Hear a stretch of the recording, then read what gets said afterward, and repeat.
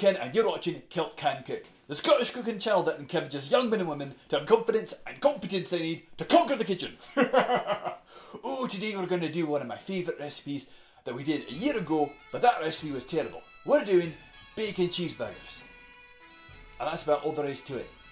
Let's read about it, shall we? Right, bacon cheeseburgers. Now, I've done burgers before, but I over-seasoned the meat, made the patties too thick, my slices of bacon were too small, and I broiled the blasted things. You can see the video here.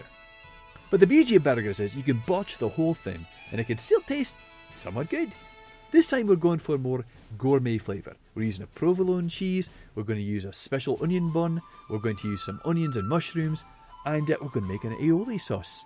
Now, a garlic aioli is basically a fancy name for mayonnaise sauce. And while you can go the specialty route of making the whole thing from scratch using egg yolks and olive oil, I'm going to cut some corners and I'm going to use some good old-fashioned mayonnaise straight from the bucket.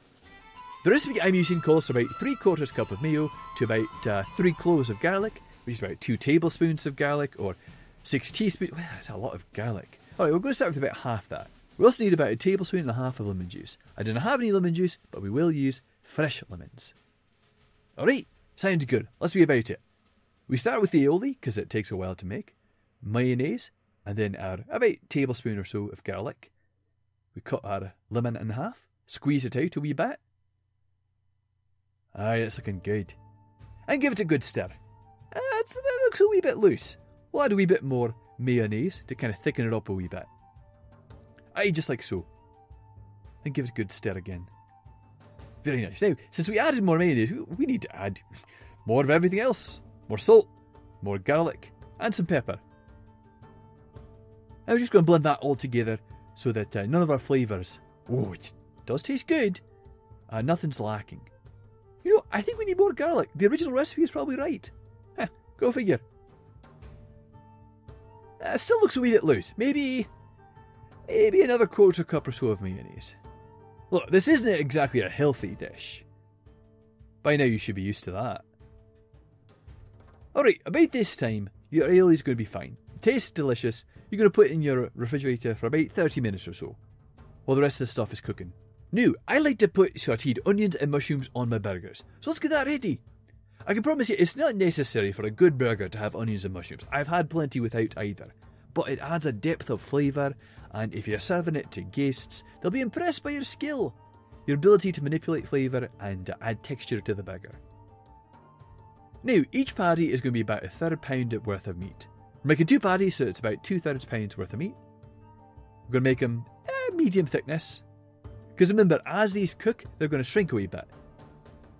And we don't want too much shrinkage or else the bun will overwhelm the size of our burger. We're going to add some essence of emerald and a wee bit of kosher salt, maybe about, I don't know, maybe about 1/8 of a teaspoon. Then we're just going to fold it up and remix the whole patty.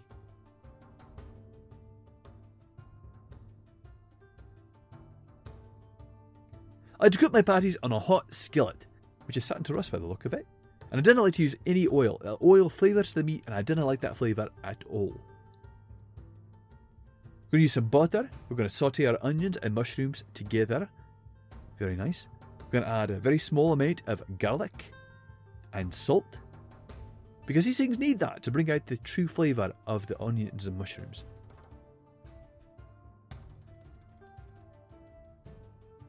I'm just going to blend it together so that butter coats everything. By now it's time to flip our burgers, and as you can see they're starting to stick a wee bit. That's because we didn't use any oil to coat the pan. That's fine, don't worry about it. Transfer your onions to another place and add your bacon to that same buttered pan. That looks good. While that's cooking, we're going to take our pretty much cooked burgers and just pop it into our cooker. The cooker doesn't need to be turned on, just needs to be there to keep everything nice and warm. There are a lot of theories on how to keep cooked bacon from shrinking, and most of them are stupid. I imagine if you cook them in oil or butter, it won't shrink. Time to plate. Alright, so a toasted bun first, a burger with provolone cheese on top, and next we're going to add our onions and mushrooms. Oh, it looks like quite a lot there, doesn't it? That's fine. We're just going to delicately arrange it on the top there. And that's good enough. Now to add our bacon, so in a sort of a weave pattern. Oh, that's looking great, isn't it? Alright, there's the top of our burger. And we're going to spread our aioli on top of that. That's looking mighty fine now, isn't it? But you know what? For presentation's sake, we need to make this just a wee bit more pristine. We need to clean up our plate. Aye, that looks perfect, doesn't it? And there you have it. A bacon cheeseburger with provolone cheese, onions and mushrooms and a garlic aioli sauce. This was a lot of work, a lot of effort, but I ate it afterwards. It was fantastic. I loved it. I think you'll love it. I think you should try it yourself. In the meantime, you're watching Kilt Can Cook, the Scottish cooking channel that encourages young men and women to have the confidence and competence they need to conquer the kitchen. Now, if you excuse me, I've got myself a very hearty meal to eat.